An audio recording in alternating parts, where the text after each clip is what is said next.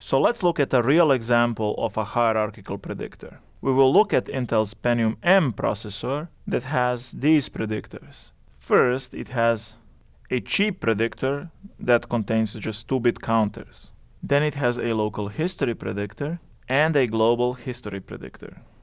So what the processor is doing is it has a large array of 2-bit counters, a local history predictor that stores the local history for each branch, and an array of 2-bit counters for different histories, and a global history predictor with a global history that is longer than the local histories here, and also an array of counters for that predictor.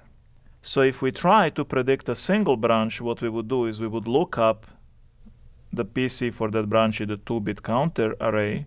We will also try to look up the local predictor and the global predictor prediction, and then we form the actual prediction for the processor by using the result of the global predictor if the global predictor says that the branch is predicted here. And for that, what we do is we keep another array here that is just saying whether this branch, so this is kind of like a tag array that says whether this branch is going to be predicted by the global predictor.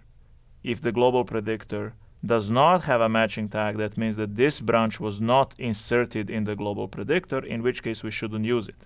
If that happens, we will use the prediction from the local predictor, which will also have a tag array that says whether this predictor should be predicted by the local predictor, and if so, then we use that. Otherwise, if the branch is not in the local predictor, we just use the result of the 2-bit counter. When we update the predictor, however, what we do is we update the 2-bit counter. If we have the branch in the local predictor, we update the local predictor. If we have the branch in the global predictor, we update the global predictor.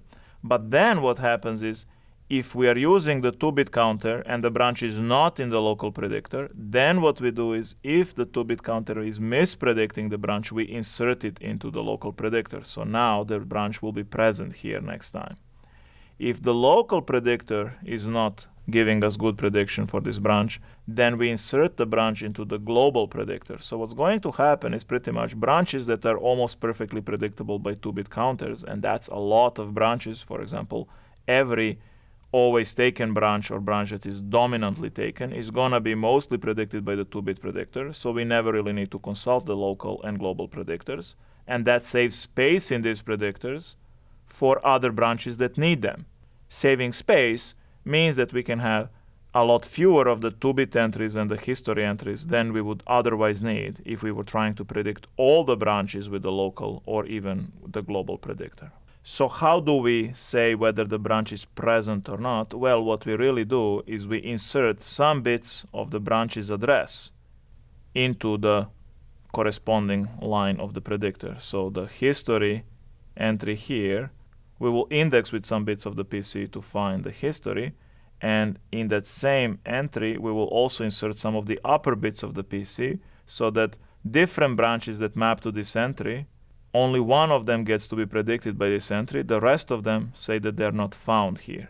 So the idea is that if most of the branches that end up mapping to this entry are really predictable by the 2-bit predictor, then we don't really need to use this entry for those branches.